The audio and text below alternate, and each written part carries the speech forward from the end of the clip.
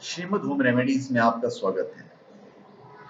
और हम आपको बताएंगे कि विवाह से ही ये दुनिया कैसे चलती है।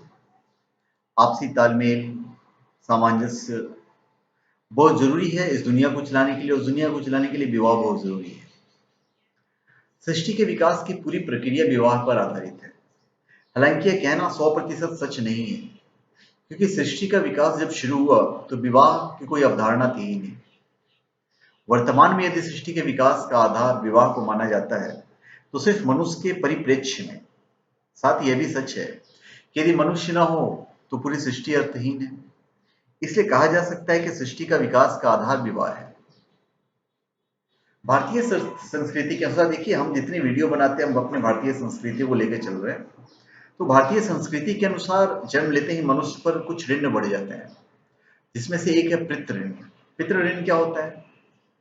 पितृ ऋण से उऋण होने के लिए मनुष्य को कम से कम एक पुत्र पैदा कर उसका उचित पालन पोषण करना होता है, या इसके लिए विवाह आवश्यक है। अगर पुत्र नहीं हुआ तो पुत्री से, आजकल दोनों ही बराबर है, हम पुत्र या पुत्री हमारे लिए सब बराबर है। इस तरह भारतीय सभ्यता में विवाह को आवश्यक बना दिया गया है। शुरुआती दौर में लंबे समय तक पति पत्नी की इच्छाओं और उसके निर्णय को अपनी इच्छा मानती रही थी। पढ़ी लिखी लड़कियां भी इस परंपरा को अस्वीकार नहीं करती थी। यह चलन लगभग 70-80 तक ये चलन था कि जहां पे पति ही सर्वोपरि होता था। इसलिए वैवाहिक जीवन में बहुत दिक्कतें नहीं आती थी। लेकिन जब से शिक्षा का प्रसार बढ़ा है और स्त्री ने शिक्षा हासिल की है तो स्वतंत्रता के साथ खड़ी हुई है। अब वो पति की उलूल जुलूल विचारों से सहमत नहीं होती कि पति ने कुछ भी कह दिया तो वो हाँ जी आप बिल्कुल सही कह रहे हो। इसी वजह से टकराव बढ़े हैं। वैचारिक भिन्नता ने थोड़ी दूरियां पैदा करने की कोशिश की है।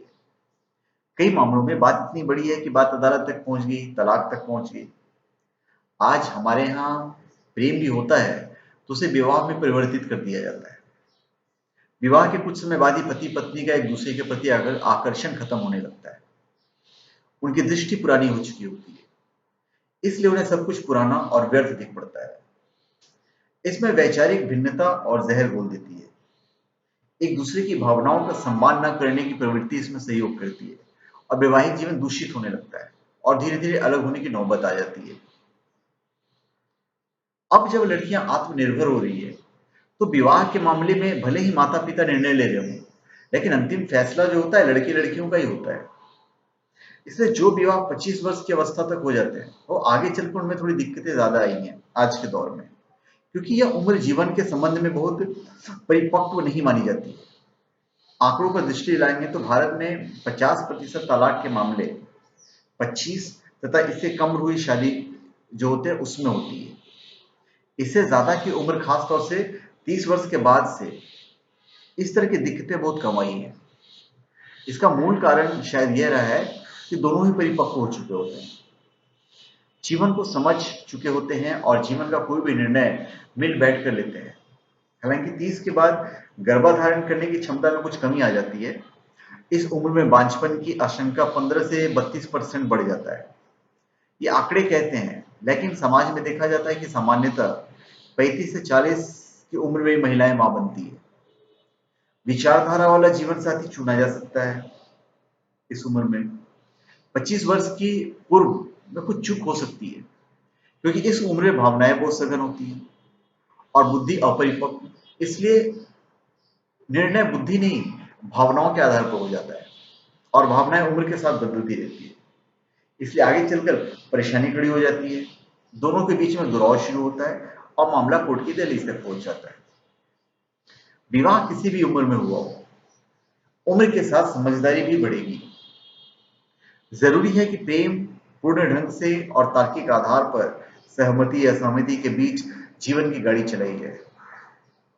इसके लिए बिना किसी आग्रह के एक दूसरे की बातें सुनने समझने का कोशिश करना चाहिए। दोनों मिलकर तय करना चाहिए कि हमें करना क्या है और क्या उचित होगा। कोई भी अपना निर्णय एक दूसरे पर नहीं थोपना चाहिए।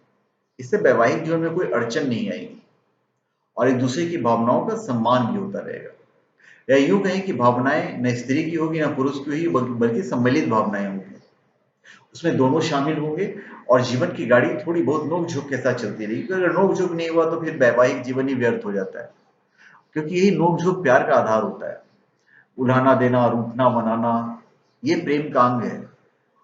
यह जीवन से समाप्त हो जाएगा तो वैवाहिक जीवन भी नीरस हो जाएगा। इसलिए सहमति असहमति के बीच नोक झोंक को स्वीकार करते हुए बच्चों के भविष्य के लिए एवं स्वयं अपने जीवन के लिए पारिवारिक जीवन में समझौते बहुत जरूरी है। समझौता एक ऐसा कुंजी है जिससे जीवन के जंग लगे हुए ताले खुल जाते हैं। तो धन्यवाद। आप हमारे चैनल पे सब्सक्राइब करें और अपने कमेंट दीजिए। धन्यवाद।